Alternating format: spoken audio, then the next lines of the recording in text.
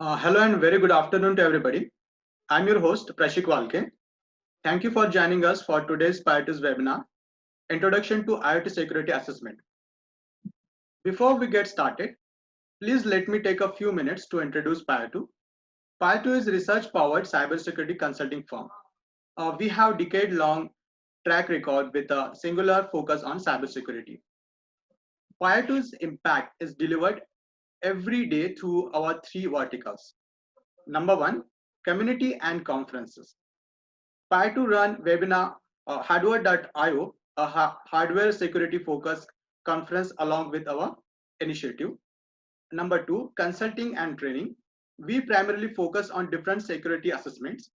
Number three, products. Payatu has also released two products in private beta trials, Exploity, Firmware Analysis Framework, and Cloud First, an advanced fuzzing framework.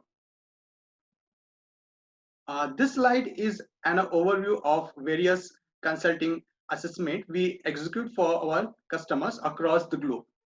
We have delivered talks and workshops worldwide in some of the top security conferences like Black Hat, TEFCON, etc. This has been our long impact to contribute a robust cybersecurity community in India and globally. Without further ado, let's get started with our webinar. Today's speaker, Asmita, is the cybersecurity consultant at Payatu. You can read about her many wonderful accomplishments on this slide. Before I hand over to Asmita, a few housekeeping tips. Please be on mute. If you have a question, you can write it in the chat box. We will answer the questions during few intervals or towards the end of the webinar. A recording will be provided later via LinkedIn page. So please make sure you are following Payatu on LinkedIn. Asmita, over to you. Thank you, Prashik, for the introduction. I'll just share my slide.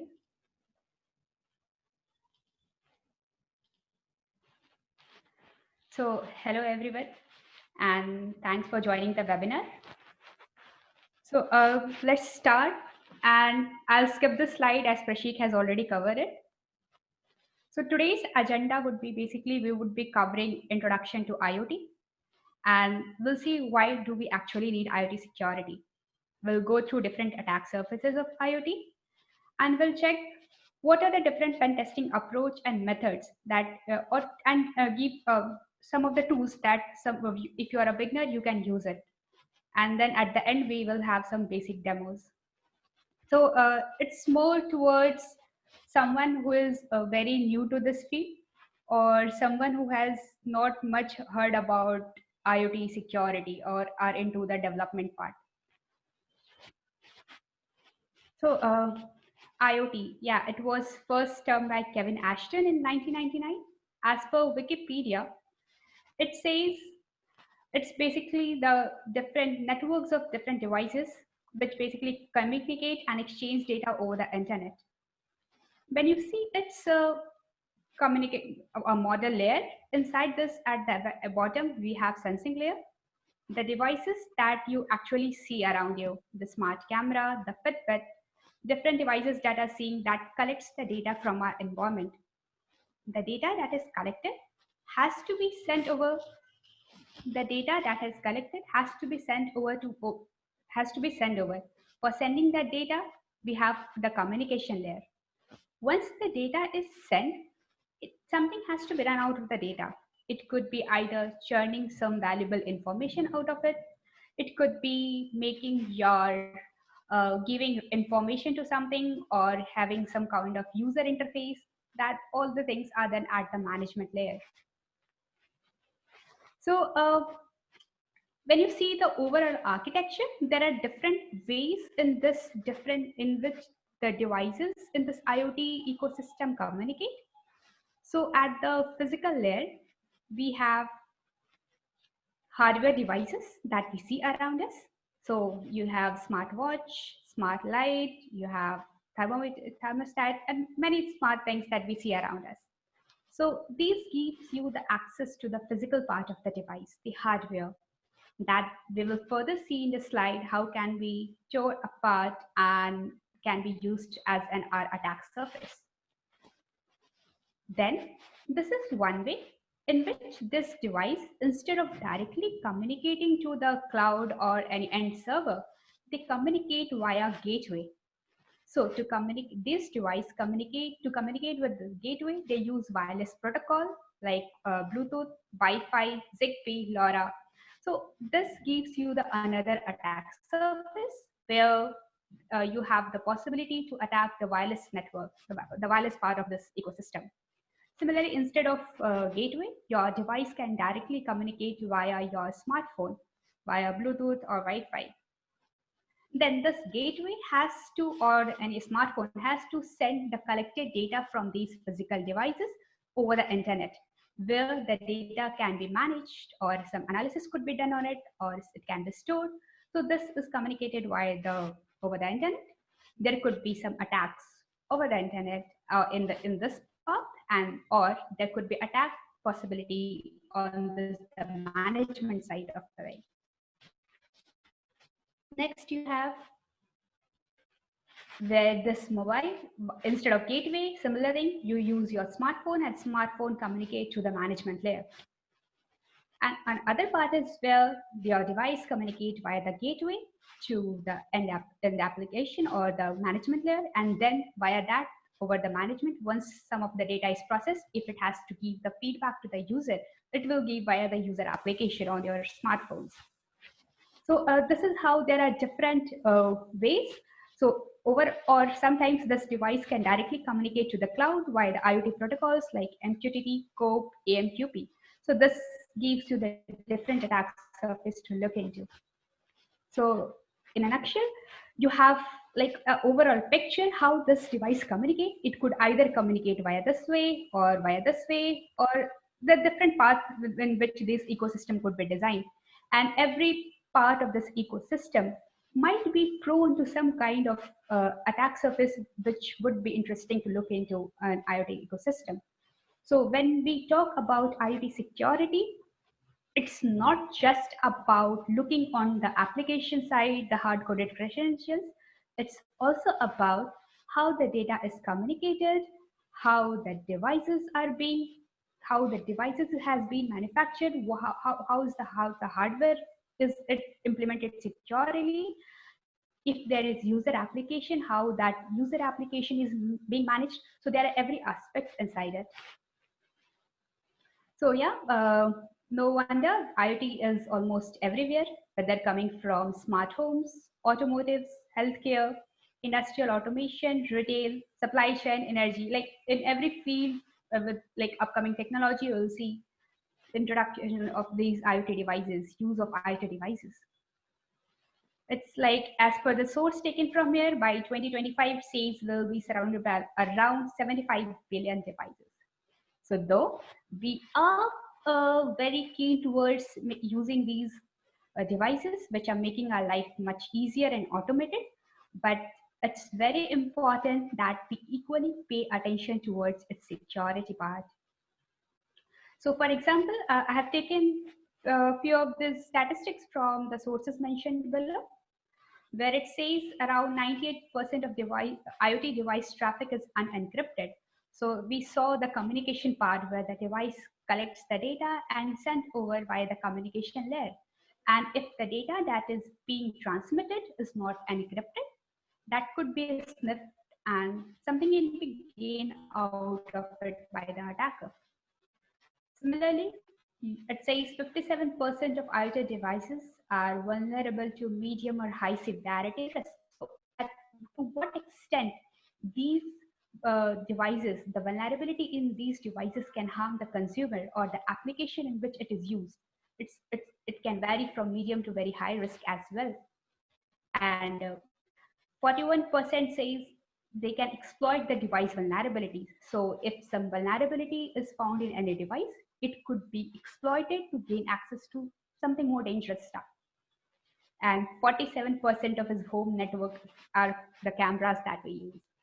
So though you are using the devices, if you are someone who is who are into IoT development, but not have yet taken security into consideration, I'll urge you all to give a thought to it. These attacks could sometimes be life-threatening as well. You can see the growth of these attacks and all.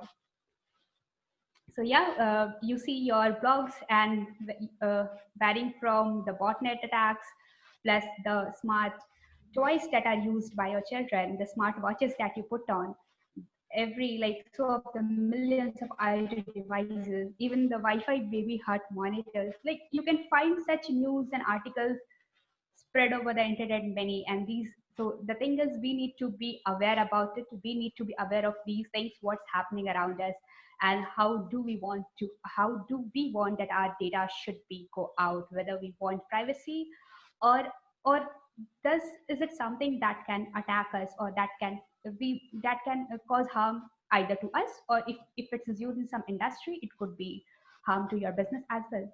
So it's very important to uh, take and give priority to IoT security.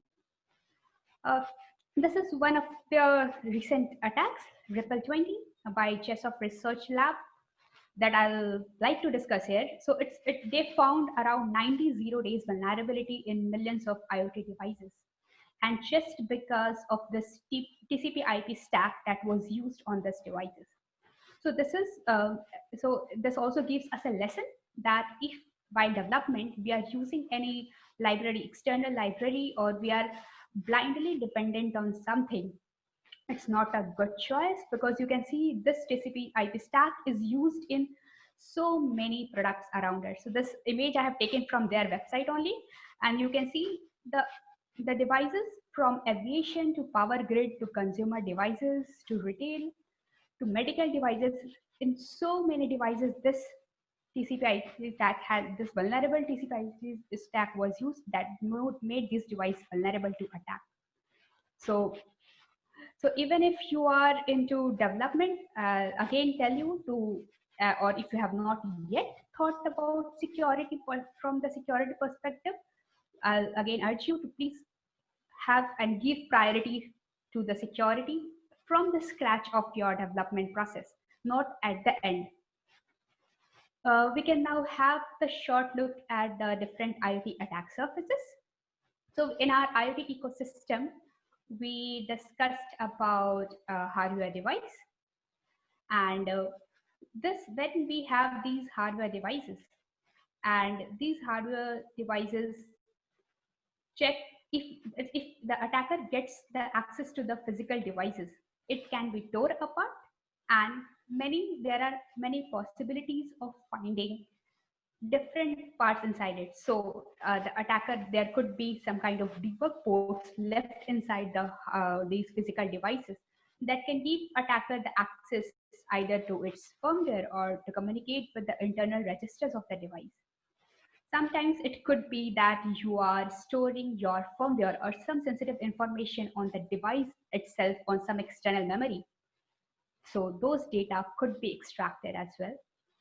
Sometimes if there are some communication happening on your physical device, and if attacker gets the access to your hardware, there is possibility that they can sniff this communication.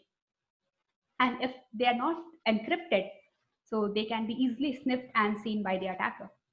Similarly, when some firmware is put into the device or any data is put somewhere in the device, do we check that is it possible? Attacker looks for that. Is it possible to flash some kind of patched firmware inside the device, or is it restricted by some kind of thing? Similarly, if there are sensor interfaces, hardware interfaces, tinkering around and playing around these things may give attackers some point to may give as an attacker, or if you are into pen testing of these devices, so you would look around these common points on the hardware device. Yeah, similarly, it's not just about the hardware that collects the physical data from our surrounding. It's also the gateway that is used in between for the communication. If there is problem inside this hardware also, it can also lead to some kind of attack.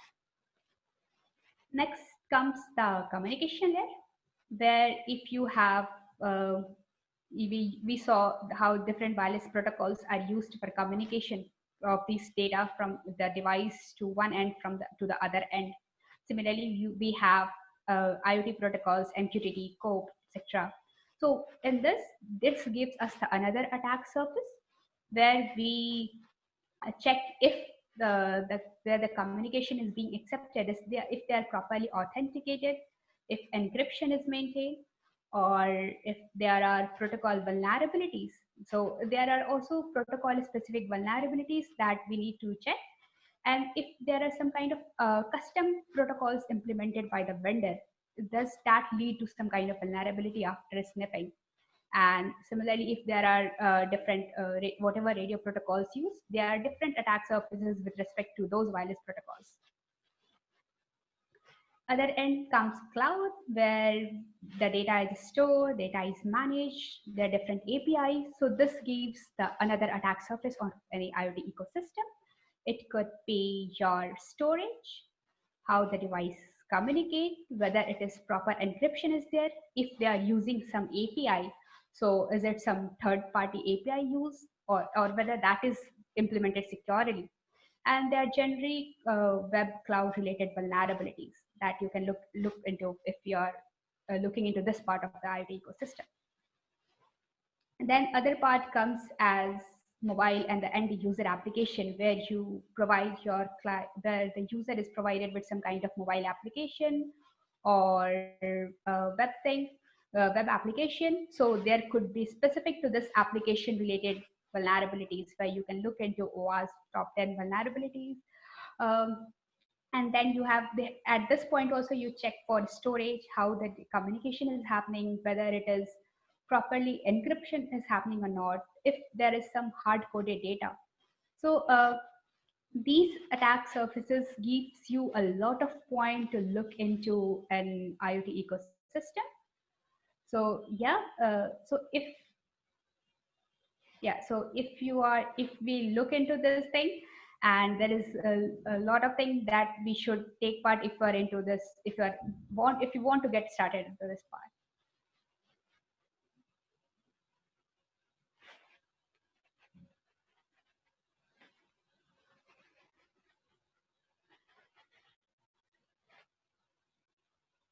Yeah, so we have question from Nilay Joshi. How can we conclude that 98% device traffic is unencrypted?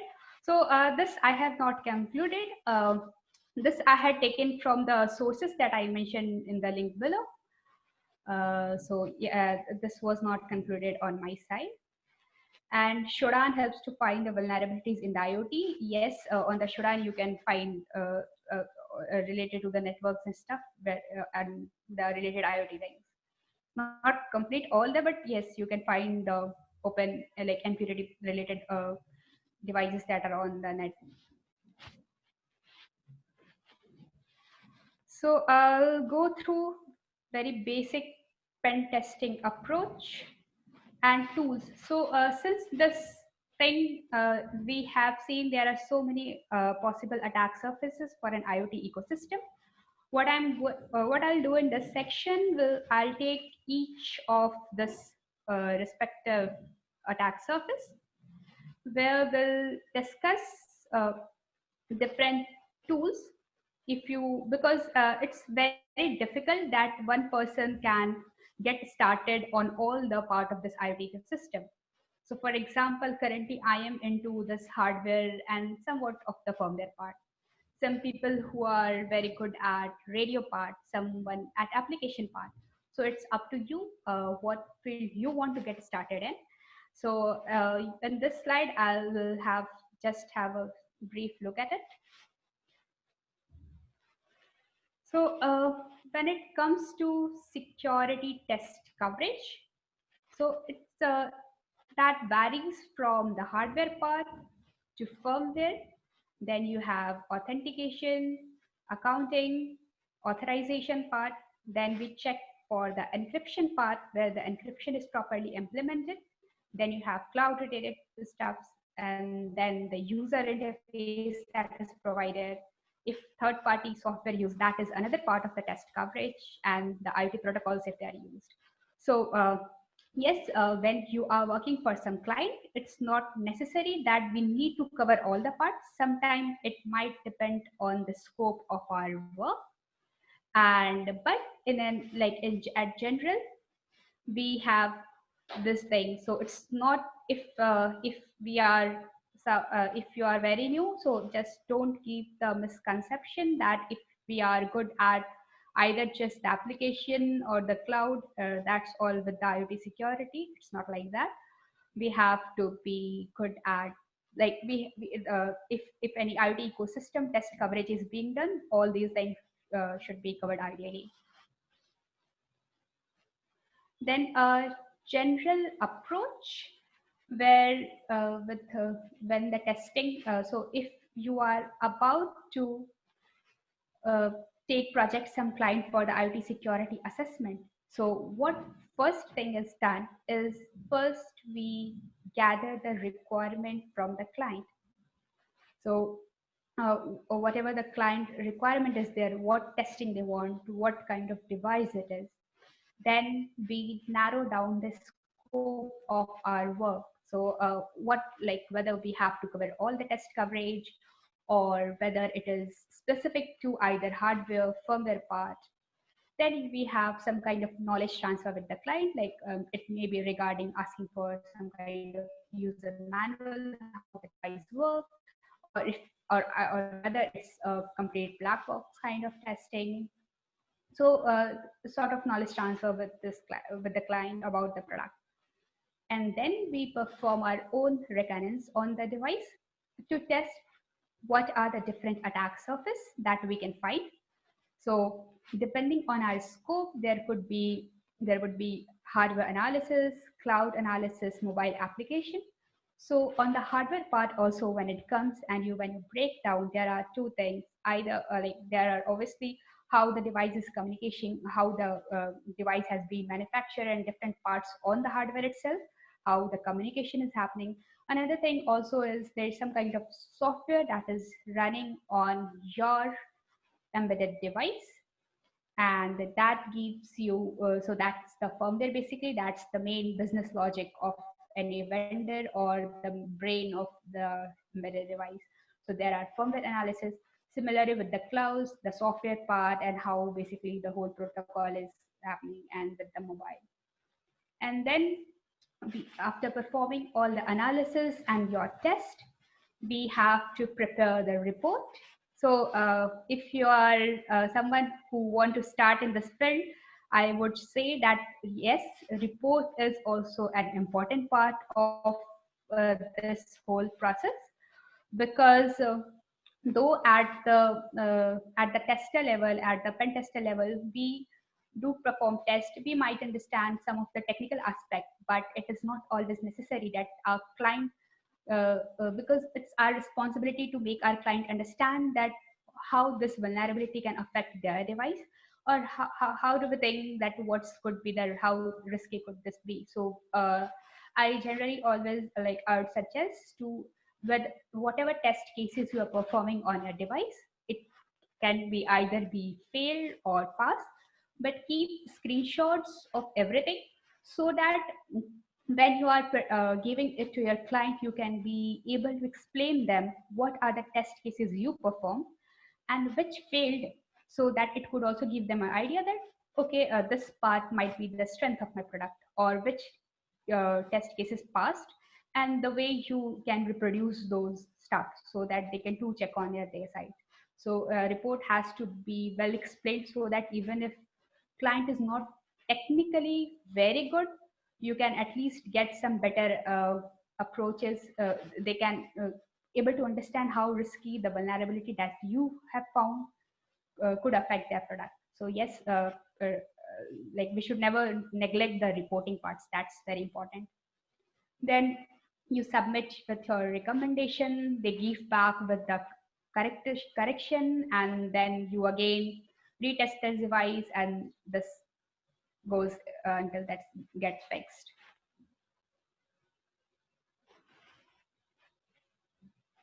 So let's just come to the attacking the hardware part.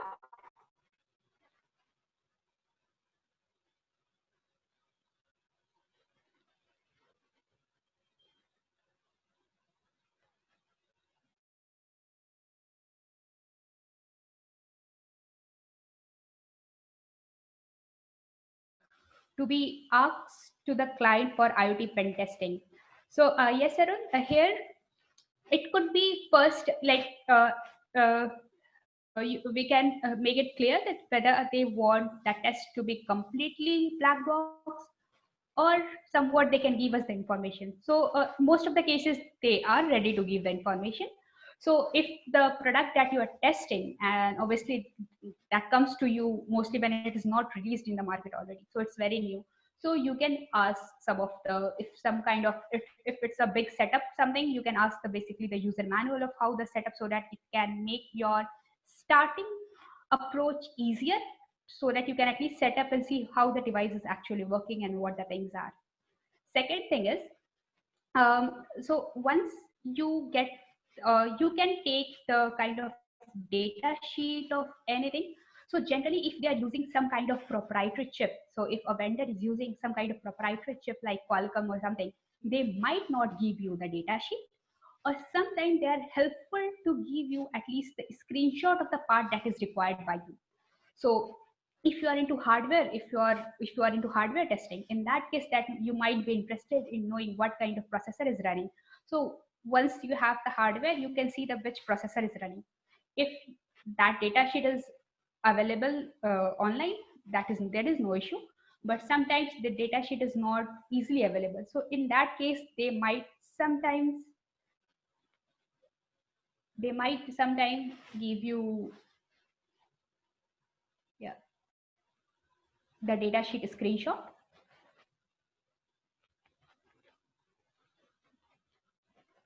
Is there no sound?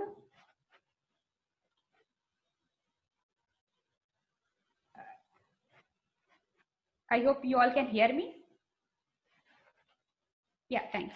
So so you can ask about that. Similarly, if you are into application side, you can ask about the application, if they want their app to be tested as well, or web. So that is also done mostly if you are even into the application security stuff. You can look into that part. And in case of the firmware also, if they specifically want to check the firmware part, if your scope of work is firmware part, sometimes they give you the firmware itself that you can look around, that could be easy for you to check the firmware related vulnerabilities. But if not, then you would have to yourself take out the firmware from the device and look around it. So these are few things you might ask them. Anything that you think related to the hardware that might be helpful to you in your testing. There is no harm in asking to the client if it's okay with them, because it's easier for you even for them to get it done into required timeline and give the better results. So now getting started with the attacking hardware stuff. So once you are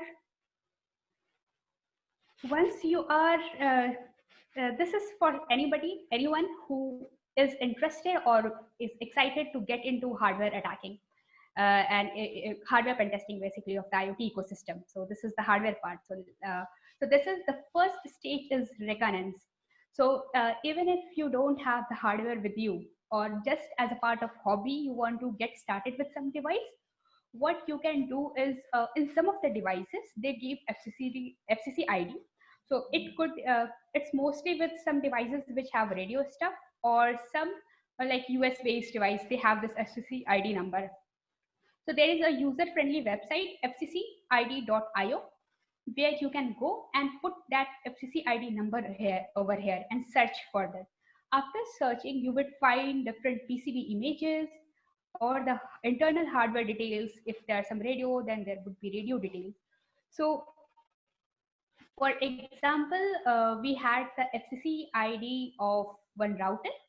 This was the FCC ID number. We went to the website and put this number inside that, and we could get its internal photos. So if you are successful in getting the FCC ID number, then in that case, you would look for the different, if you can get access to some kind of debug ports on the hardware, or if there are some memory chips that you can extract and get some sensitive information out of it, or are there sensor on the device that can be used for manipulation, or if some peripherals are exposed on the device, or different stuff related to whatever comes across the mind. And so when we look, these are the images from that internal image found on the FCC ID website. So we found that there were NAND flash part, there was JTAG interface open, and a different UART port was open.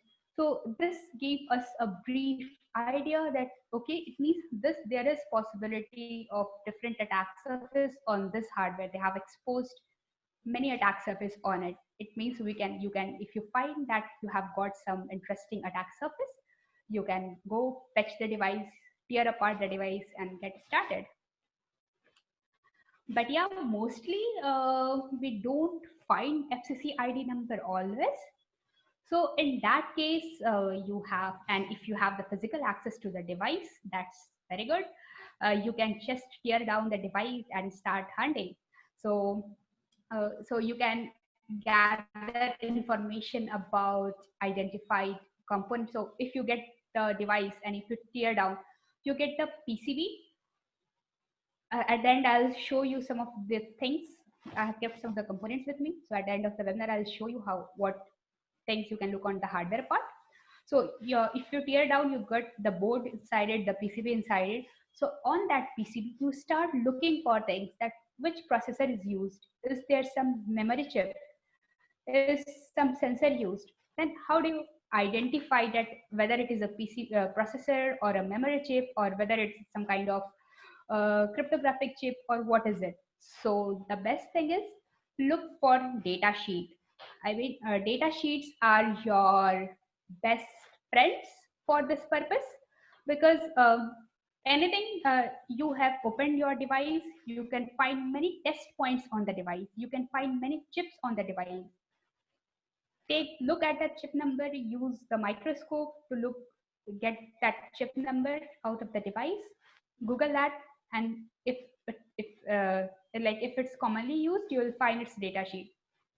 And then from the data sheet, it's very helpful to you to identify for what purpose on the device that has been used. So for example, by analyzing the PCB, you find that there is some kind of, let's say, some controller used whose data sheet is accessible to you. So now your next target could be, can I take these points of these controller, and can I check for whether some kind of its UART pin are left somewhere external on the PCB, or its JTAG pins are left somewhere on the PCB.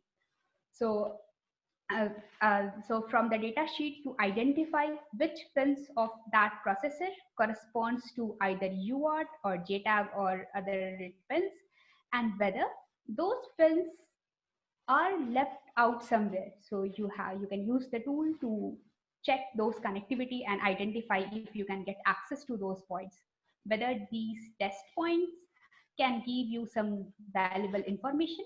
So I'll tell in most of the some of the cases that these test points are left on the device.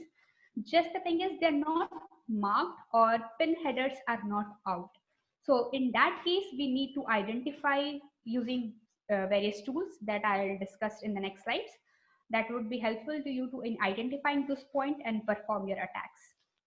So if you get some kind of suspected test point or interfaces, your next thing is to get your tools and start.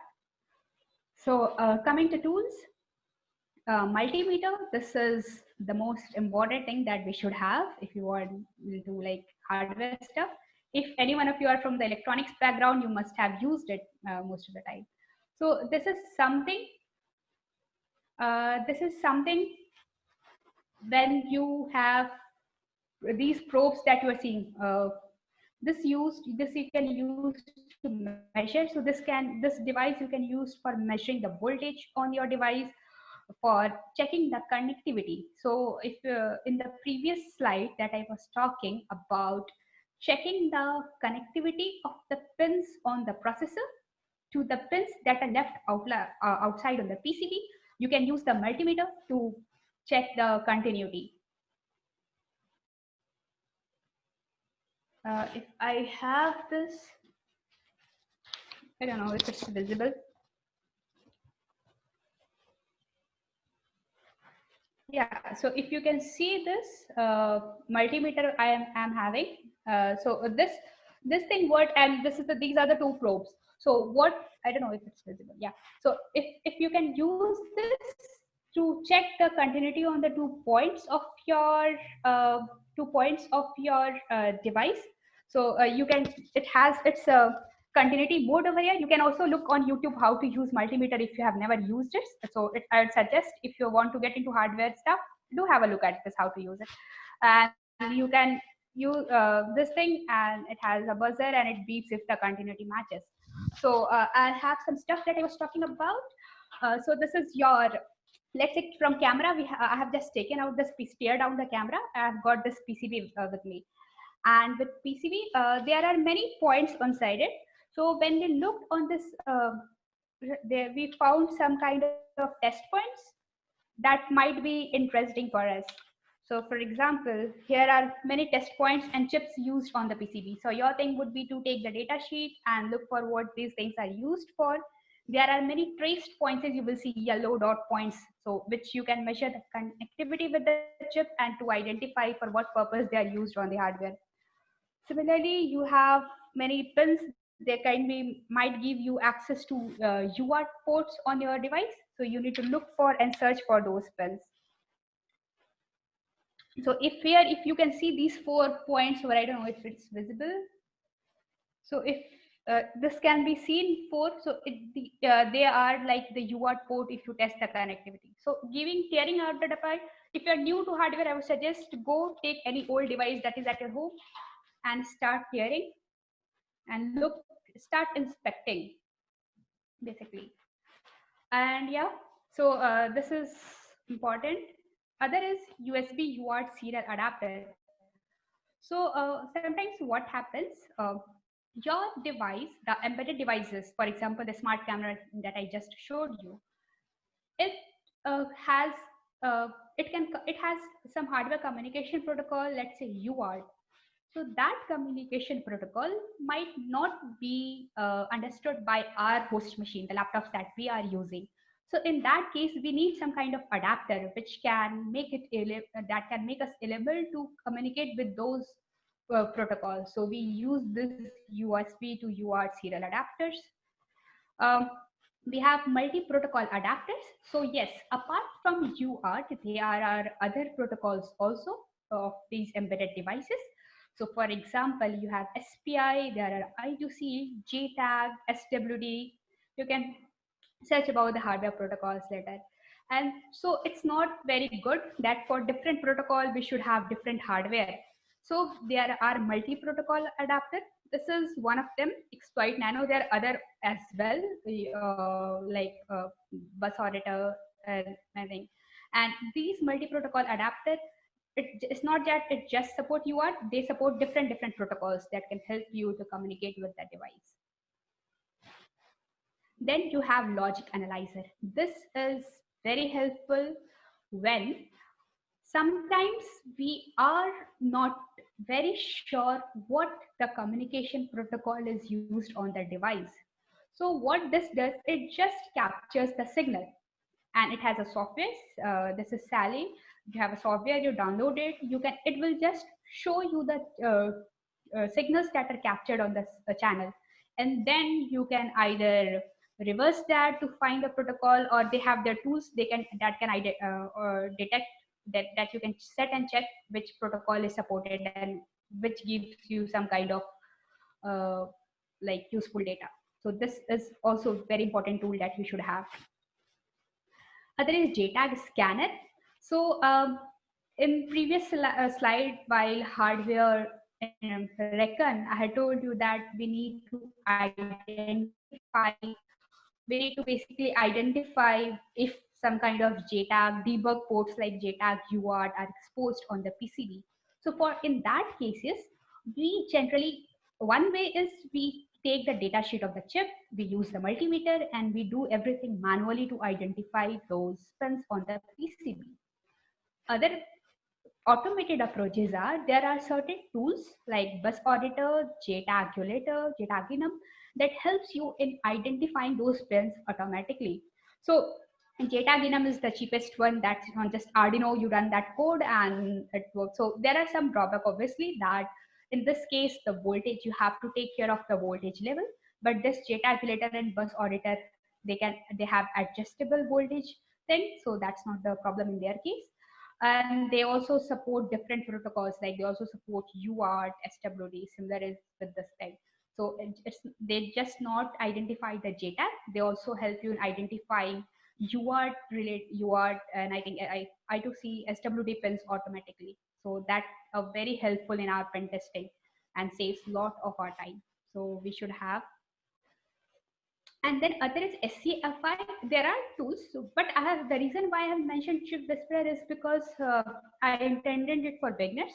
If I say SCFI attacks, they are basically such attacks which are different from we finding these things. So it's like either analysis of how the algorithm is being implemented in a device. It can either leak information either through power or electromagnetic or some timing analysis. There are different ways in which this thing works, or fault injection where you have to glitch at certain moment to bypass something. So to get started with this, I would say Chip Whisperer is a very good tool that if you are interested into side channel and fault injection attacks, it has good labs and also that helps us in learning things. Now coming to the general setup in attacking any hardware, you have the target device that you want to attack. Then since your target device cannot always communicate to your host machine directly, you need some kind of interfacing device in between.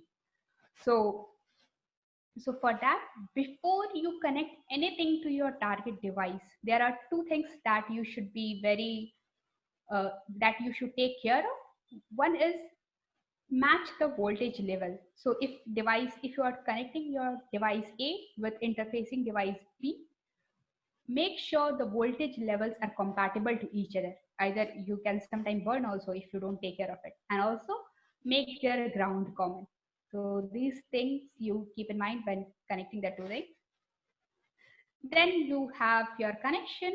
So on the target side, you hunt for debug ports, memory chip, sensor, test point, various peripheral interface. And on the interfacing, you can like the interfacing device could either be the logic analyzer, any multi-protocol adapter, converters, or any device with some kind of attacking code running inside it. And on the host machine, you would have some kind of framework running that would help you to communicate or perform your attack on this target machine via this interfacing device. So on the target side, you have this aim that you want to communicate via the debug board. You either want to extract something from the memory chip, or you want to sniff the communication over the peripherals. And on the interfacing side, you have different devices. You have different things depending on what you want to do. You want to interface with these devices. And then finally, on the host machine, you have this framework that helps you in communicating this thing.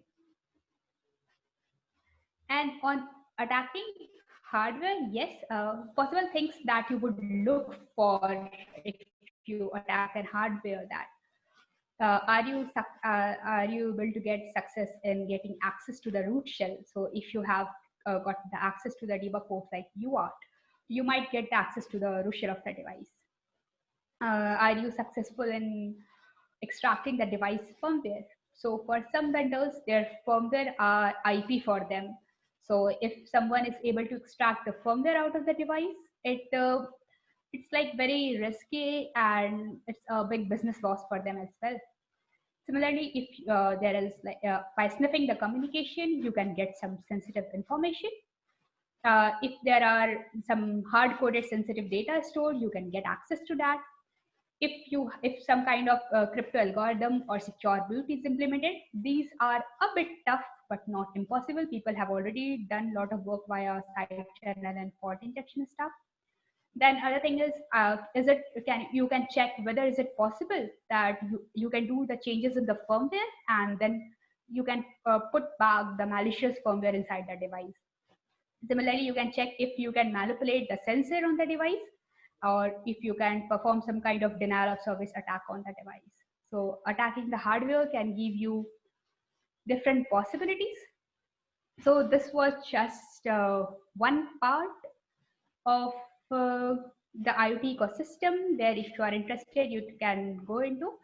And yes, it's coming to its knowledge of embedded system. It's embedded system knowledge required.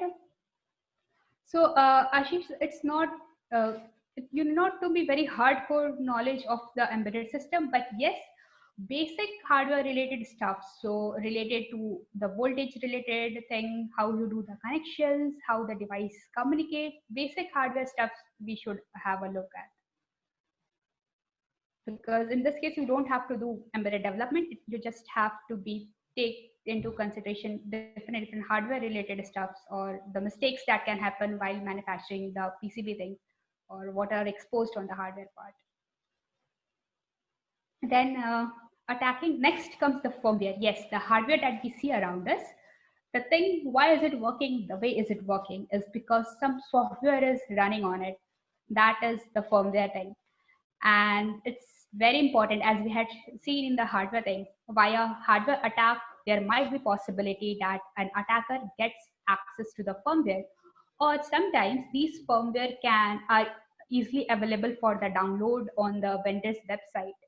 So coming to firmware, so if you get the firmware binary, so in this case, some people are mistaken that they get the access to the source code of the firmware. So no, it's not like that. While in pen testing, we generally, like most of the time, almost most of the time, we never get this access to the source code of the firmware. What we get is just the binary. So once you get the binary, that you can either get via the hardware attack or from the vendor website, you can download it. So once you get the firmware, what you can do is you have to identify what OS, like is it OS based or whether it is a bare metal firmware. After identifying, you need to check if the firmware is encrypted. If the firmware is encrypted, then it gets a bit tricky. In that case, we need to work around, but to like either you have to reverse the previous non-encrypted releases of the firmware, or you need to perform hardware attacks like side channel to fetch the key that can help you in decrypting the firmware. And then, or you can perform analysis via the hex editors and so to decrypt that thing. So, but yes, this part is tough if your firmware is encrypted. And other thing is, like, if your firmware that you have extracted is a bare metal firmware, so it means its OS is not running inside it. So in that case, what you can do is you need to first identify what controller is used. That can either be that you might get hint once you run strings command on the extracted firmware. And then you need to identify the architecture, what architecture is of the firmware, and then you need to check the data sheet of the controller to identify the memory map. Then using those information, you need to load the binary inside, like the compile, like Hydra or IDA Pro, and then you can perform the reversing, or for real-time analysis, if you have the access to the hardware, you can connect via the debuggers, JTAG or something. If it's accessible, you can perform the reversing of the bare metal thing. And if the hardware is not present, in that case, you can use tools like Unicorn for the partial emulation of that firmware. So bare metal also gets a bit tricky sometimes because there are not much tools available for bare metal analysis. There you need to have a bit of workaround. You have to work around with the data sheets. Then comes the OS based firmware, where you have many tools that you can get started with.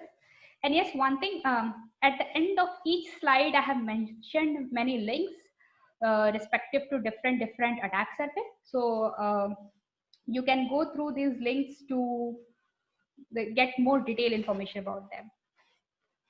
Then comes to the tools for firmware attacking for static analysis. So when I say firmware static analysis, It means you are not performing the analysis at the runtime. You are just basically, you have the binary dumped with you, and you are going through the, whatever you get through that binary, you look around that to check if you can get some sensitive information, or you can reverse something by just looking through the binary files inside it.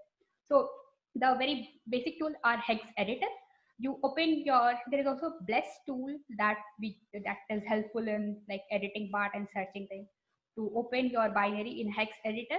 And then you can, there is way you can look some, if you are experienced in this identifying the binary signatures and all, you can identify through these things what kind of file is it. You can get some information from these hex editors. Another thing is binwalk. This tool is very helpful. So if you have your firmware binary with you, and you want to check if what kind of file system could be inside it, or how encrypted it could be, there you can see they have many options.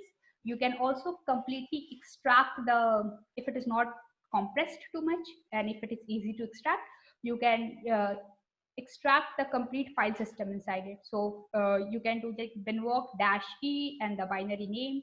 It will give you the complete file system of the binary. So it's, so if it's the binary having the Linux OS running inside it, you extract it, you get the file system. When you open it, you get every file system that we see on a Linux machine. So then you can traverse through each file inside those and look if you can find some kind of hard-coded information or some custom binary that could be exploited. Another is Gaidra. This is very helpful in reversing. So whether it is your bare metal or OS or any ELF based binary, you can load those things. This gets very helpful when we because it has a decompiler. So it's free first of all. So it's Gaidra is free, and it gives you the decompiler. So if you are, even if you are very not good at assembly thing, you can just have, but the decompile part gives you a pseudo C code, I would say, that helps, that gives the better understanding of how the code is running and help us to link and reverse the things. So Gaidra is something you should try. Then Firmware. So this tool aid in static analysis. So as I said previously, that via binwalk, we extract the file system and then we go through each files one by one to check if we find some kind of sensitive information. So what this tool does for Firmware, you just have to pass the binary, it will go through it, and if it's find any sensitive information, like if any password related files, SSH related file, or any important binaries, it gives you. So for example, the binary which I have put in this image, so it has some important binaries like busybox, telnet, the SSH. So this gives the attacker that idea what kind of services that can be exploited on the devices. So instead of manually searching, it helps you in automating the static analysis. Then you have this fact tool. This I have not myself used, but yeah, I have read about this. This give you a web GUI where you can upload this thing. It also does the binwalk thing itself, and it gives you a brief overview of everything, like different file system. If there are some kind of suspected file, it gives you the details about those things. Another tool is exploit firmware auditor. This, its community version is free, and this also is something that gives you the web UI where you can upload your firmware, and it gives you, it does the binwalk related stuff in the backend, and you get the detailed analysis of the thing. So if you click on each file, you will find what are the files that are related to database, if there are some password related files. So each of the type of file it finds suspected, it gives you the detail of it. So why such tools are helpful is because it's really bit tough and time consuming that we manually go through each files and check whether it is of our interest or whether it can be suspected. So this tools, what these tools does is they directly give us the path of the file where this file is located. So we do not have to spend manually time in manual searching. So this is how these tools help us in our static analysis. So this is the summary of all the tools that I discussed with you all. So if you want to get started into firmware reversing, you can take any binary, you can download any D-Link router or any thing which is binary available on the internet. You can use this tool and get hand on it. Then comes to dynamic analysis. Sometimes static analysis does not give us the result that we expect. So in that case, what is used is like we have dynamic analysis tools. So they help us in analysis at the real time.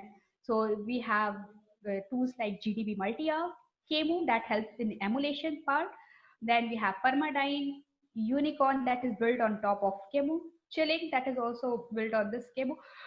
Chilling is also very good tool that is that one can try on. And fuzzing tools like Redamsa and Goofuzz. So so sometimes what happens, though we have the firmware binary with us, but to try, so from static analysis, we get the idea that possibly if we perform or if we send such XYZ crafted payload via this thing, then the device can be attacked. So in order to test your exploit or perform the exploit, you generally want to have the device in or get the real access to the device. So in that case, what you can do, like you can use like tools like KMU and to emulate that firmware, so that even if you don't have the access to the hardware, you can perform the emulation and test your exploits onto it. So, and sometimes you can, other test is like fuzzing. So for example, let's say your device is giving you the access to your device is giving access to the web interface, and via web interface, let's say you have it is expecting some kind of user input, maybe some username, password and something. So what you can do is you can either put any random data manually to check whether if the input that it is expecting is properly sanitized or not. So there are different ways of fuzzing, like there are dummy fuzzing, then there are generalized fuzzing. So Radamsa is basically mutator based fuzzing, the dummy fuzzing. So what it does, you provide it some input, it just mutate the input. And instead of you manually entering some random data, these tools will help you in giving a good crafted input that you can provide to the fuzzer. And yeah, when you attack the firmware, the possible outcomes are you can get access to the file system. You can traverse through all the file system to look for if any custom binaries that could be exploited. Then you check if there are some hard-coded passwords. There is a good thing about this hard-coded related stuff. Actually, people, since IoT is a complete ecosystem, there are like the devices use some kind of protocol to communicate. So let's say if they have MQTT protocol implemented and they say that we have implemented proper authentication of the device, like you need proper passwords and everything to get into the system. And if those passwords are hard coded in the firmware itself somewhere, and the attacker is able to get access to the firmware, reverse it, and get these hard coded information, then the game is gone. Because even if the cloud or any a protocol related side is secure with the password, but this password is hard coded, so password should not be hard coded. Then you can try checking out the configuration files. If you can find some certificates related file, if you can perform some kind of dynamic debugging and all, that gives you a good thing. Even if you don't have the hardware, you can emulate it. You can perform fuzzing, and you can perform DOS attack. You can check for remote code execution. And finally, you can also check if it is possible that you can patch the device with the backdoors. So you get many things. Did you check?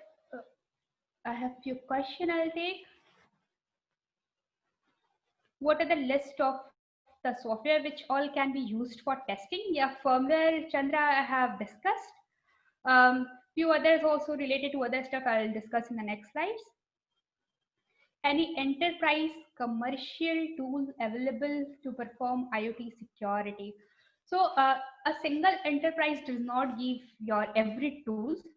So some of the tools that I mentioned before, so it depending on what thing you want to test. So for hardware, you have different stuff. You have those multi-protocol adapters, logic analyzers. So you can get from different vendors, whichever suits your task. Is there any particular strategy to be followed for IoT testing? Do you check against any standard IoT? Yeah, this I'll come in the next slide. Any checklist we have for testing the same? Yes, I'll come in the next slide. WAS publishes the top 10 tests. Do you have tools and techniques to check for the same? Yes, this was Sudhir and Prakash. So they have, if you check around them, they mention almost the same things that we like the hard-coded password should not be there. There should be physical hardening and all those things. So there is no such tools that check for every those was that and one tool. You have to check different aspects. Like for the physical side, you have to check on the hardware part. For some kind of hardware, hard-coded related stuff, you need to check firmware plus the application side. So yeah, there's no any single tool that will give you the result for all. You have to look into different things. Then comes your, like after the hardware, firmware, and then comes your radio part. So via which the device communicate. So I generally work with hardware and the firmware part. These I have not very good experience with, but yeah, I can give you all the aware of the tools if you want to get started with. So for the radio part, we perform the reconnaissance about what frequency it is used, and you need to check if the device is having the radio part, it should have the FCC ID number. You can get many information from that. You can also need to check about any legal or regulations with respect to the radio frequency in which you want to perform attack. So radio is not like hardware or something. You cannot just attack in any frequency. You have to check the regulations of the country. And then yeah, you have different tools for the radio attack also, where that will help you to sniff the signal. You can reverse those signal and perform the attacks. So few of the SDR related software defined radio hardwares that are generally used for getting the signals, capturing the signals are HackRF, RTL STR, Lime STR, Blade RF. So these work on the different frequencies, and yeah, they have like their own limitations and plus point, which you can look at details about those stuff of these things. Then to analyze the signals, we have various supported softwares, GNU Radio, and many tools actually. GNU Radio also helps in simulation part, and also it's also support many different hardwares. Then comes the BLE part. Most of the devices that we see are using BLE features. So one of the good sniffing tool is Ubertooth one that can be used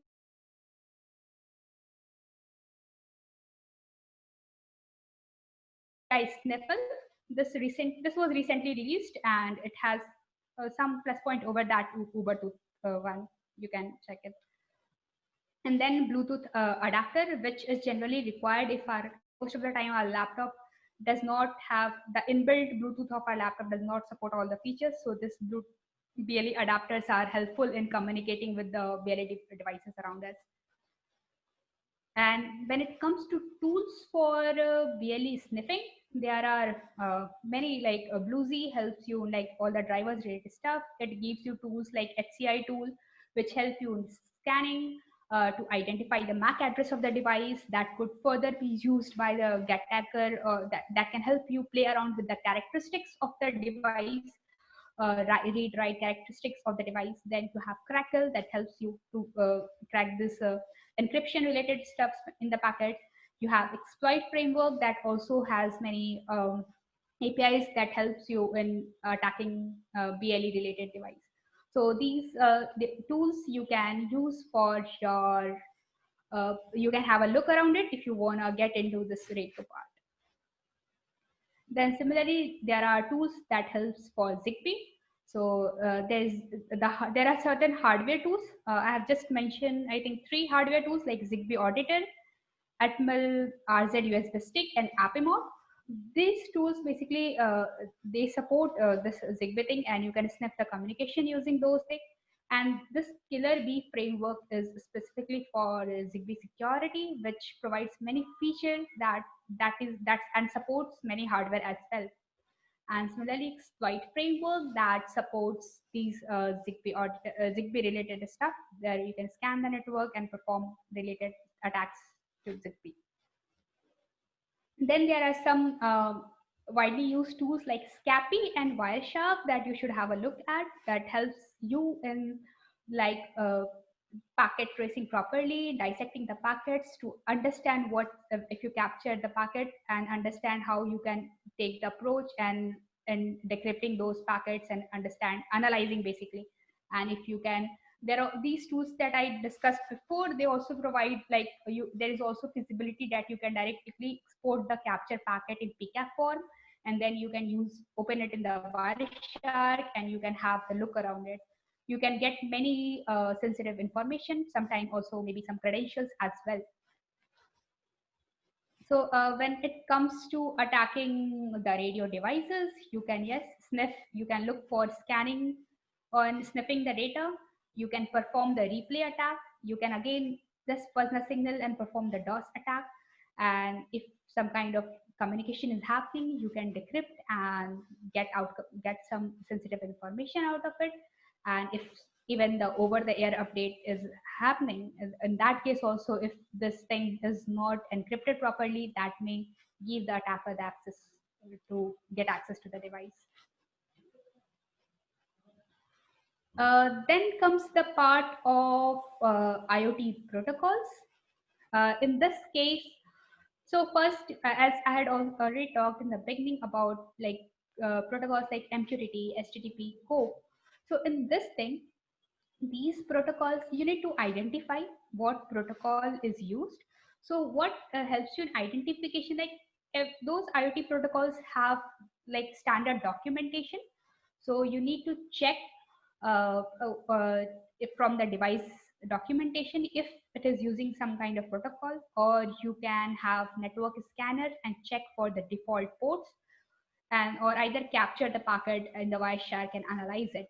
So those standard protocols, you should go through the documentation. So if you want to get started with, let's say, the most commonly used MQTT thing, so what you should have is understanding of the packet structure inside the MQTT protocol, so that even if it is running on some kind of not default port, so and if you can capture the packet via the Wireshark, and if you can, through its packet structure, if you can identify that whether it's MQTT or what, and then once you understand the packet structure, yeah, you can sniff the communication, you can analyze, reverse engineer, and sometimes sniffing this also gives you some important data, like you can get client ID or some important topic related information that can later be used for attacks.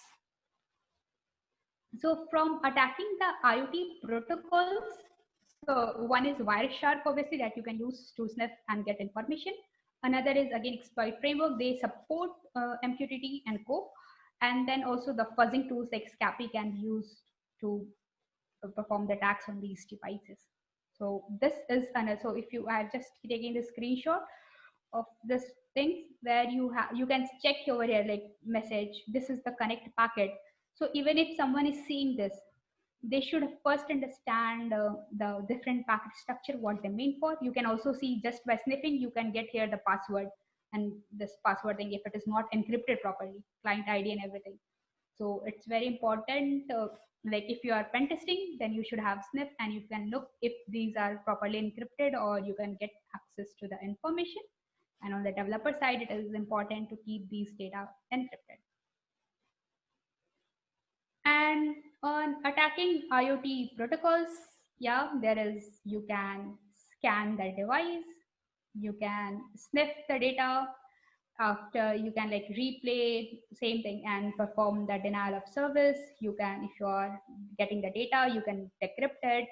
If some kind of authentication is happening, how you can break those authentication. And also there are things that by uh, vulnerability in one protocol, so if a device is communicating via the MQTT but it has some web application running, so vulnerability on the MQTT side can also give access to some to perform attacks on the HTTP side. There could be possibility and fuzzing these network related packets. And the last, which I have the very least knowledge about, but yes, this is again another attack surface like user application. So if you have a mobile application, web application, or cloud, there was top 10 that generally pen testers used for these standard application check. So for that, this is also one part of the IoT ecosystem, where you can look for different, because hard-coded credentials, not that you found it only in the firmware side.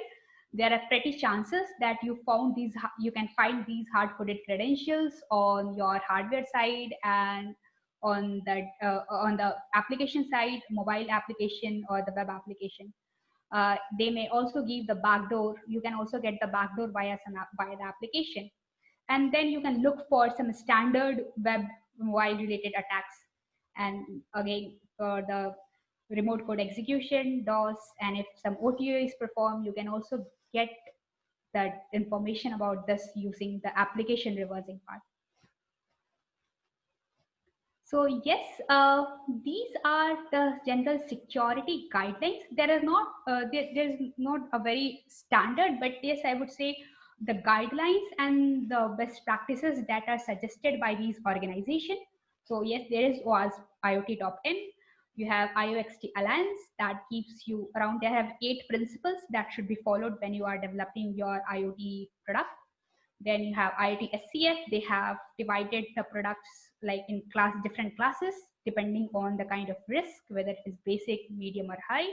If you go through their website, you also get basically, yes, it happens in a GSMA. They give you a complete checklist, like a questionnaire. If you go to their website and you download it, for every part of the IoT ecosystem, hardware, software side, you get a questionnaire checklist which you can answer while like how you are performing your how you are looking into your security file. And yes, NIST has some voluntary recommendation of when you perform these, when you develop these IoT products, and ISO 62440. These are mainly for ICS, industrial automation and control systems. So there are certain guidelines that you can have the look on if you are into development side. So yes, it's so many things in the IoT. And again, I'm saying it's not very easy to get started with all. And so you can choose what interests you. If you want to get into IoT pen testing, you can choose in which section you want to get started with, and you can start. And yes, if you are on the firmware and the hardware side, you can reach out to me, or if you are on the radio or the application side, then also you can reach out to me, but I can connect you with the people who are good at it. Yeah, it is demo right now. Yes, it's not the end. So yeah, there's a question. Does most of the IoT tools available in India? I had one friend who used to buy from China. I think most of the IoT tools, I think you are asking for IoT security tools available in India. Not most of the not most of the tools available, but one of the recent that's from our side is like exploit tools that have the security that help in security automation thing. That's our in-house product, exploit. Others which I think is Artify and all, that's not necessary to get from China, but yes, you can get now in India also, but not all. Like Chip Whisperer and all, you don't. It's like it's not originally from here.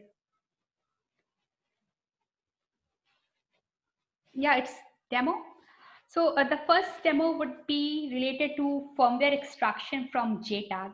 So basically, as I had told on the hardware side, we look for JTAG extraction, firmware extraction, and so I'll have this.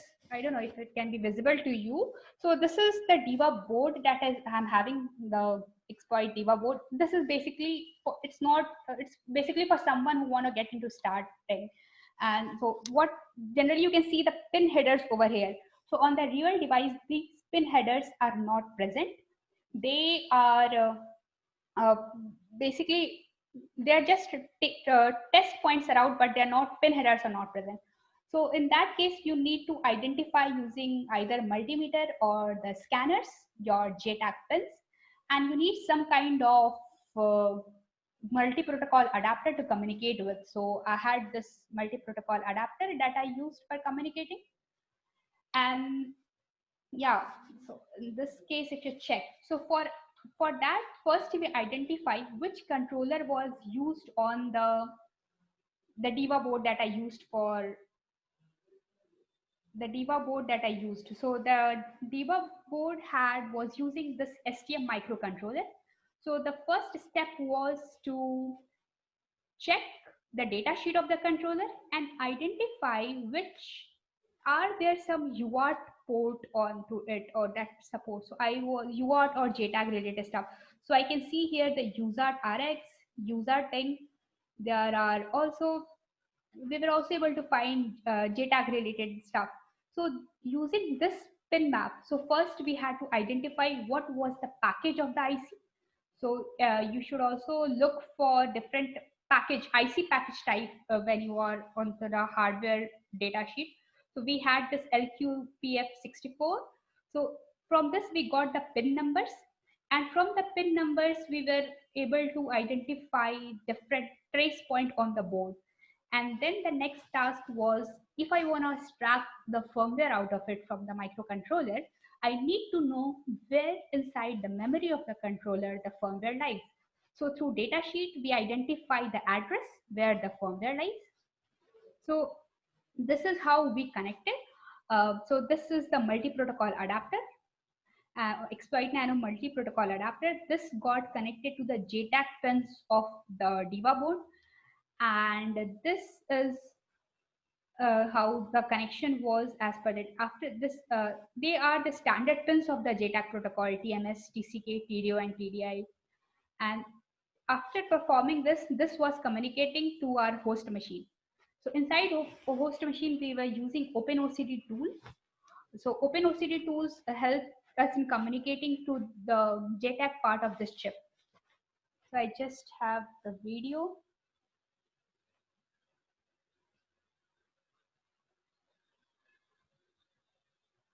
So for communicating with the OpenOCD, we need the configuration file, and that the configuration file of the interface that we are using. So we used here the exploit nano configuration file, and that was using FTDI chip. So you need to have the configuration file, and the target was STM32.4x. That is also inside your OpenOCD. When you do the OpenOCD installation, you get these target file configuration files.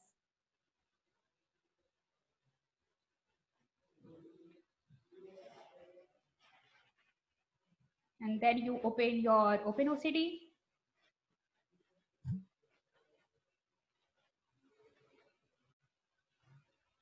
So this starts the communication with your chip.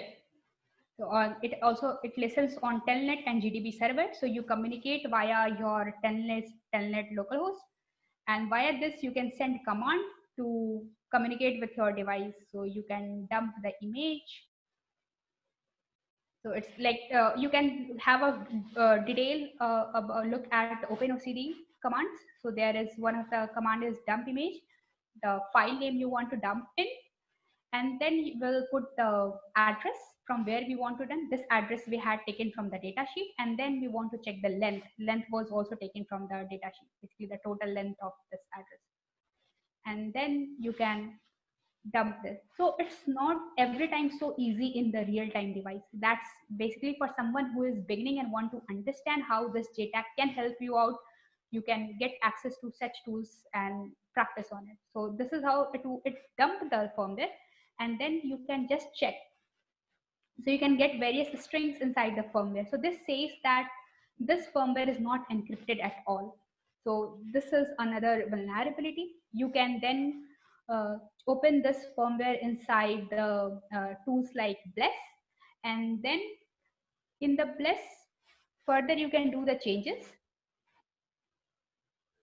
So you can look for the different strings, and then you can do any changes on your side.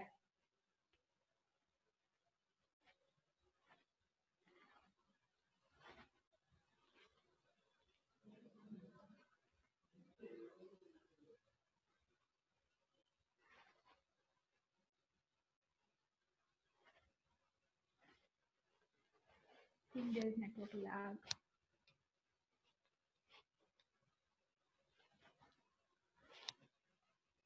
So there are many strings that this Bless tools helps you in searching for the strings. You can change the strings.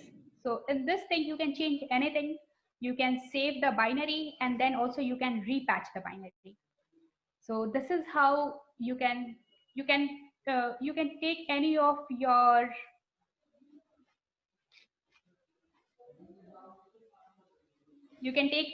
your device, and any device that you can take any old router in your home. If it is there, you can look for if you can get access to the JTAG port. If it is old, you might get the access to its internal register.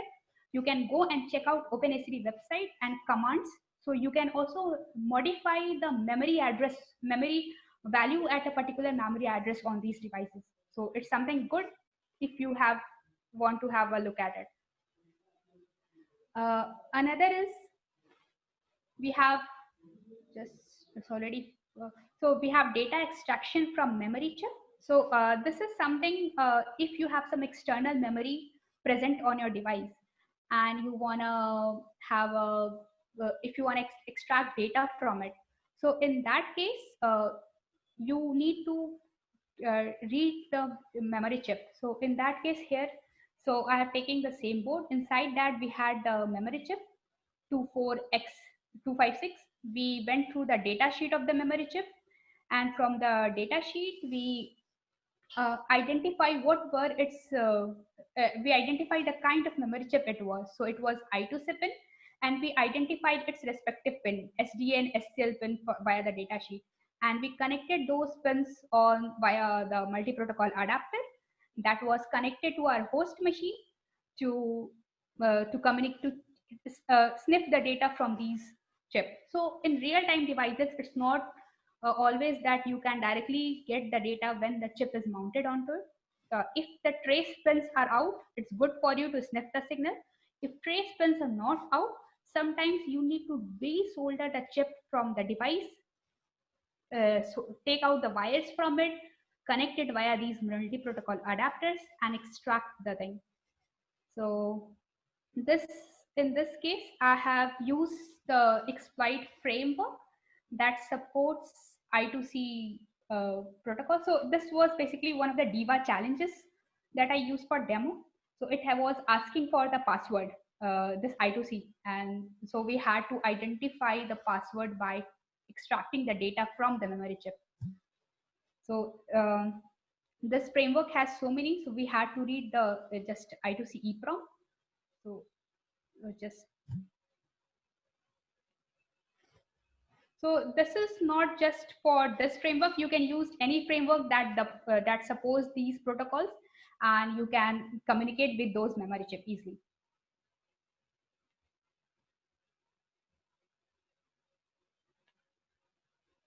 So they already support, most of the frameworks already support the thing, and you can read the data from these things. And once that binary is extracted from the memory chip, you can look around if there is some kind of hard-coded thing, or that could be. So I just did strings, and you can see the hard-coded value inside it. So this hard-coded value could probably be your password that you can later use to get access to the device. So this was a very basic demo. This you can try with any hardware device that you are having, old, any router or something, or camera. You can look at the chip. If it is any memory chip, you can use that chip and try to read it. Yes, sometimes there are many tools that supports them. For example, uh, a flash ROM and all. But if in case they don't support, in that case, we need to write our own script that can read from those memory chips. This is a very basic firmware analysis tool that can use. So this is this was very basic through the.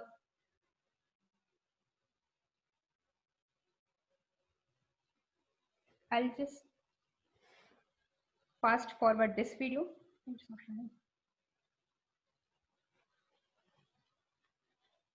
So this was basically for exploit tool that was exploit firmware auditor. So it's once you extract the binary, you can put that binary inside any tools of your any tool that you are using. Here I have used this firmware auditor.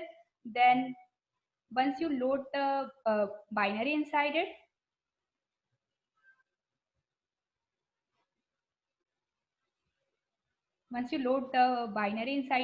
you can look into different files that you should give priority to when you're performing your static analysis.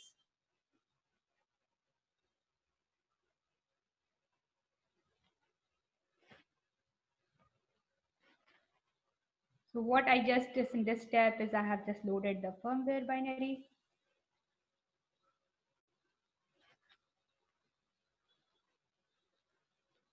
So once this is done, you can look the different entropy graph that gives how encrypted the file is. You can see the draw and different password related files. So what you can do, how this helps you is you don't have to manually check which are the password files.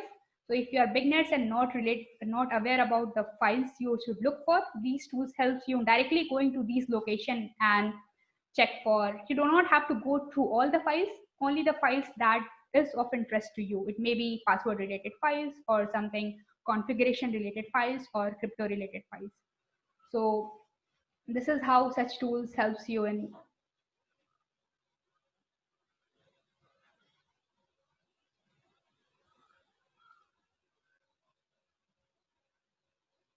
And the end, we have this is something important. So though people say they have implemented proper authentication in tools like MQTT when they are implementing MQTT, but in that case you can see. So this is something, this demo basically shows you.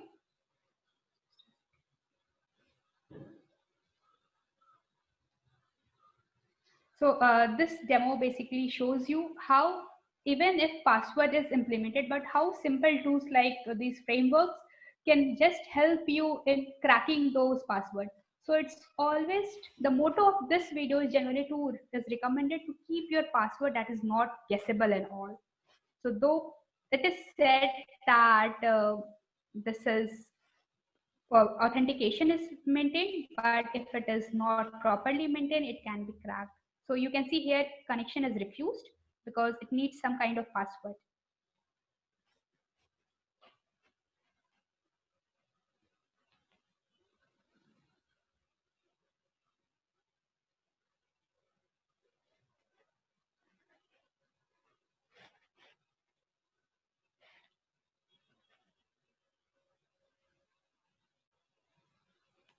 So generally this crack auth tool was inside this firmware.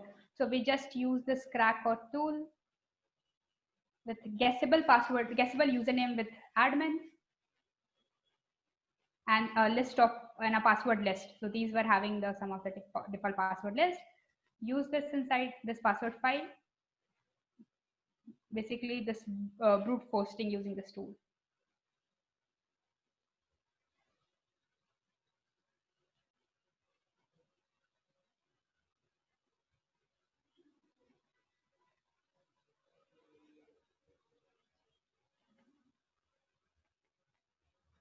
So you can see it was cracked and it gives the username and password that can be used to get the access to the things.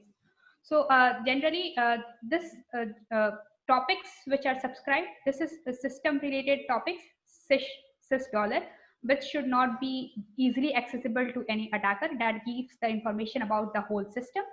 But these tools, if your, even if authentication is maintained, but it is not a unique username and password, that can give access to all your, even if it is locked, you will get the access basically.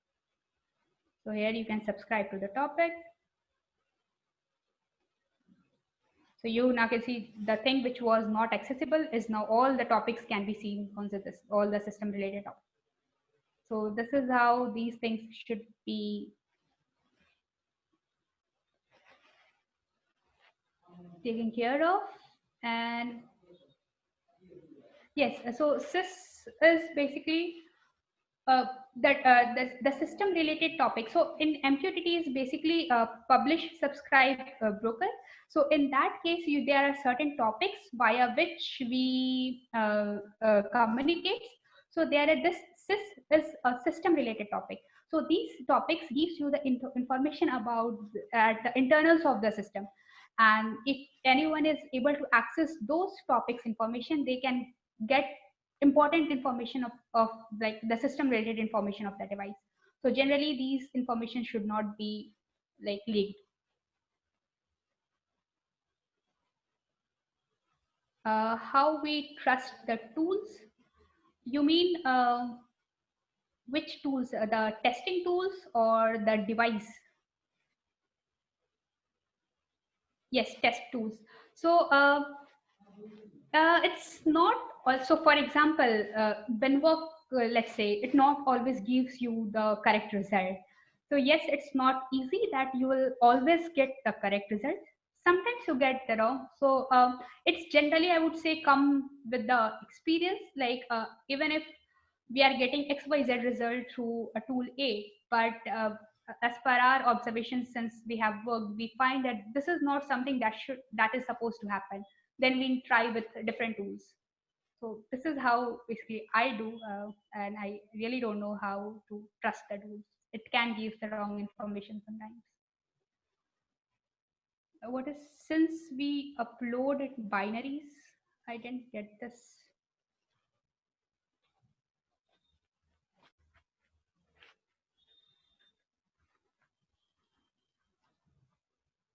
What is this about? Since we upload, is it related to some question?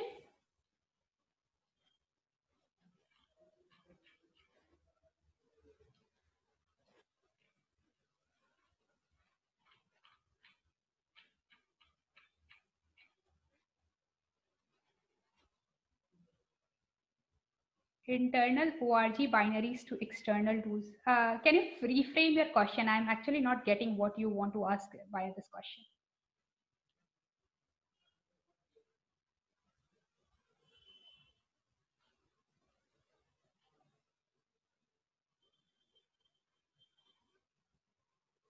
If we upload the binaries, how do we trust the external tool won't misuse the binary? Yes. So there are, they could steal our IP.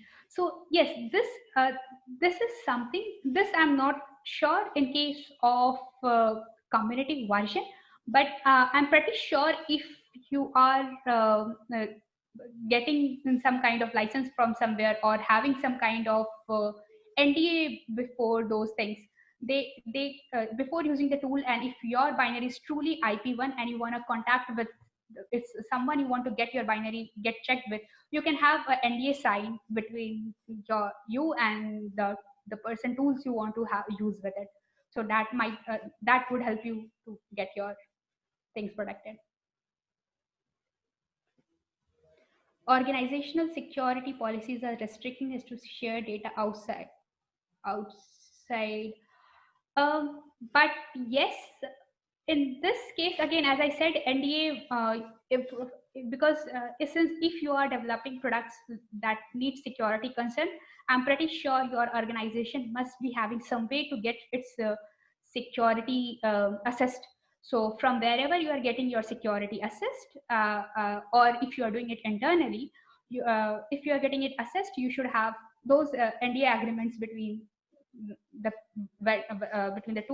between the people from whom you are getting it assessed. How do we perform the DOS attack on the devices? Uh, this can happen in different way depending on in which aspect you are performing the DOS. So if it is on the hardware side, and if your device is intended to act in a way A, but if you can do some kind of signal manipulation on the hardware level, it can act in side B, in way B. Similarly, on the network side, you can just simply fuzz with the random data to just you can fuzz, and if it can crash, that can give you the denial of service. What to do if the firmware is encrypted or its type is not known? Yeah, this is really tricky part, and in this case, generally, one of the workaround that I had come across is basically when you get the firmware. Let's say if the firmware is available to download on the vendor's website, D-Link and that. So in that case, you can check the different version.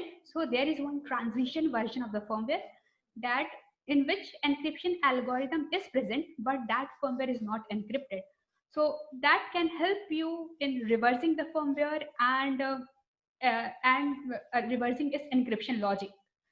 And or even if it's typed like it's this is one way which I have like seen using. And other thing is like if it is some related to some key or something, you can perform attacks like SCA to perform the power analysis, or uh, to perform power analysis to check how the device is behaving, to look into.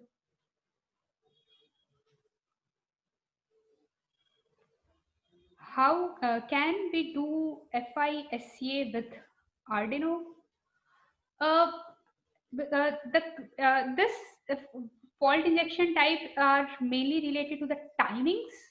So the Atmega chip is the clock used in the Atmega chip is not so fast, I would say. So I doubt if it can happen successfully via the Arduino thing.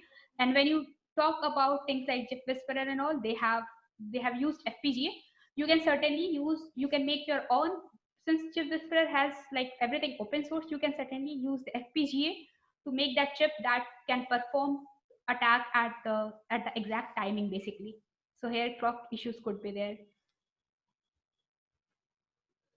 What is your greatest finding in the IoT security and how you did it? I would not say any greatest finding as of now. I am still looking for, I basically have yet work on two UART and debug sites and PCB analysis part, which many people have already worked upon. And for me, just current new exploring part is SCA, which I'm hoping to find something good at. So you say that in product website, the decryption way will be present. Sometimes yes. So one of the one of the articles that I read, and one of also my colleague who performed this thing, in that case, the route this uh, there was a transition version of the firmware. In decryption algorithm was not there, like in which encryption algorithm was present, but that firmware was not encrypted completely. So what we did is like we had to that firmware was reversed. The encryption algorithm of that from it was reversed from that firmware. So there was not any clearly mentioned decryption in present on the product website, but yes, the firmware with the encryption version was present on the website, and the firmware itself was not encrypted. So that the transition version. So this sometimes gives hints towards the encryption algorithm. SCA is a side channel attack. So this is basically they are one of the famous hardware attacks that is used to identify uh, like through power analysis, through electromagnetic fault, through electromagnetic like leakages are there in your device. Basically, I would say either it could be your electromagnetic leakage or power leakage that gives whose analysis can give you a good understanding of what is happening. And you can also extract, most commonly it is used to extract cryptographic keys and break cipher algorithms.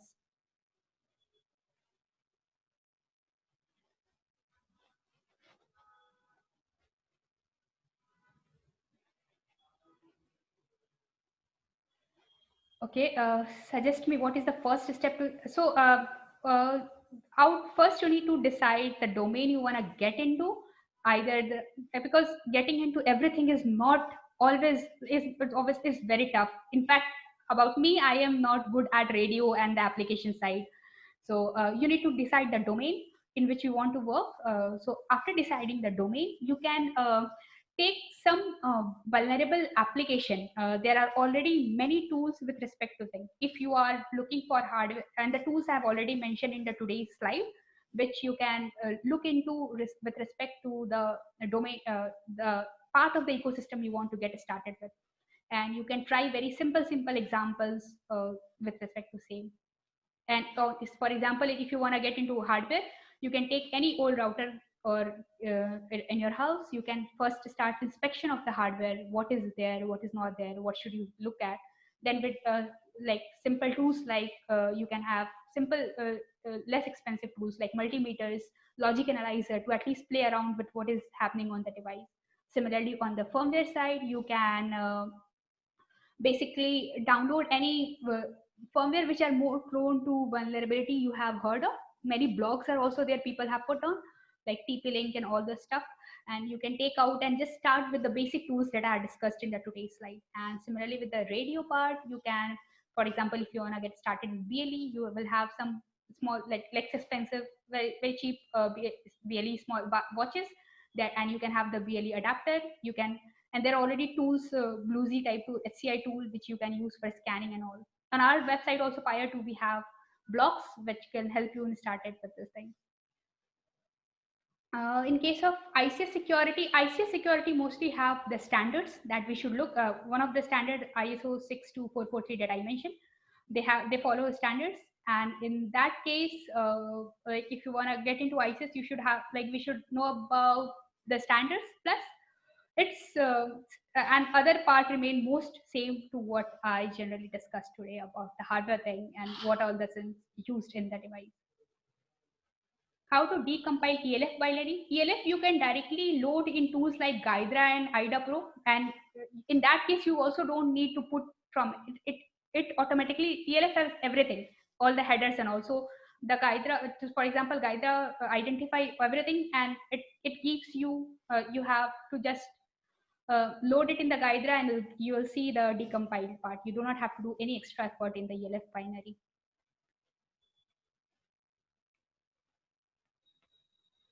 For pen testing a PLC device, what is the first thing we should approach for? Um, Again, the methods remains the same. You need to first identify your attack surface, whether it is your hardware or your and depending on, like, you need to first identify the attack surfaces. That is, if it is connected to network, then network part, its firmware part, its hardware part, its application part, and you have to uh, go through the different attack surface accordingly.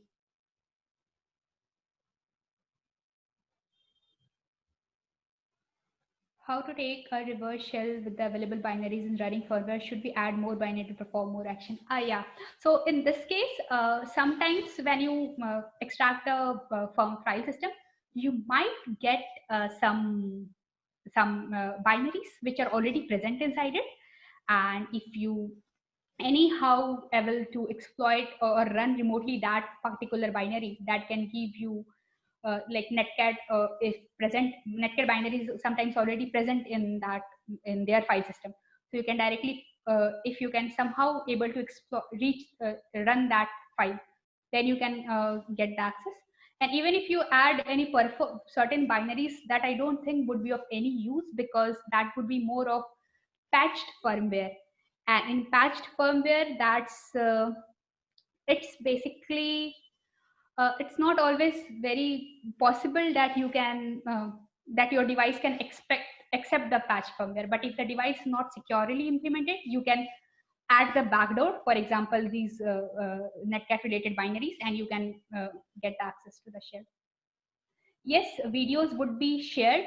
The recordings of will be available on the YouTube, and for the slides I can upload on the GitHub, and maybe Prashik can or Surendra can send it via mail. Yeah, see you all at Hackaday Emoticon. Thanks. Can we modify the binary again flash the corrupted bind such that everything? Yes, this is again I'm saying this is only possible if the device in which you are, the device in which you are trying to flash the patched binary is not basically is not has implemented some kind of things like secure boot that can check the signature, and that can basically maintain the integrity of the device. If it is not maintained, in that case, yes, it's possible. But most of the device today, good device, those who take care of the security, they properly maintain this secure boot feature, in which it is not possible to flash the patched binary. But one of the recent examination that I had while working on one of the devices, it was basically they had main system was very much secure, but the side controllers were not much secure. In that case, we were able to flash the patched binary as well. No, most of the devices will not allow us to reflash the firmware. Though they can allow to reflash the firmware only when it's authenticated from their side. So if you're trying to reflash with their firmware, because they have proper signature and security implemented, and in that case, we can they have proper security implemented. In that case, they properly check the signature. Even if you change the one byte, their whole hex thing changes, and they identify that it has been patched. So instead of patched, it can flash but it can identify. But if you want to try to reflash its own firmware without any change, it can be done, because they have proper signature check and everything. Yes, the recorded thing would be available on the YouTube. So we need to ask yes. So if you have so if first you can check whether you are successful in whether you are successful in reflashing. If you are successful in reflashing, it means this is a big bug in the device. If you are not, but if you want to perform some kind of firmware analysis and all the stuff, you can take help from the client. Because it again, not always all the client will give you the firmware. It depends on their scope. One way is you can either take your own firmware out from the device, or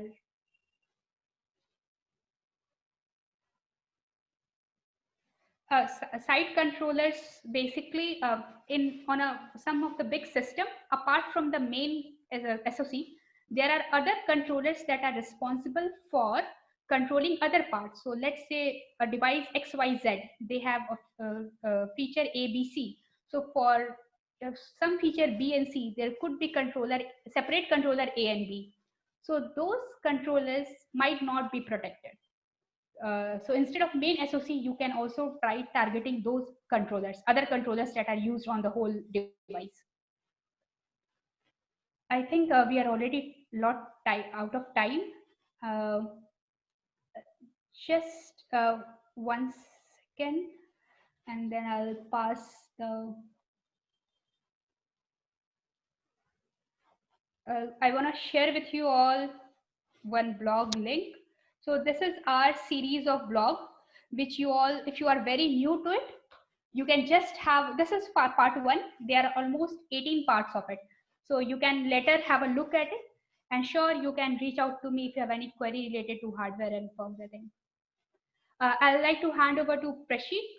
I would like to thank the speaker, Asmita, for delivering such an insightful talk on IoT security assessments.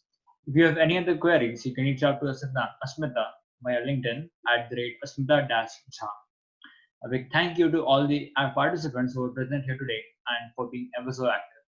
Recording of the full webinar will be released later and shared via social media. So make sure you're following us on LinkedIn, Facebook, and Twitter for the webinar link, and much more. Thank you, everyone.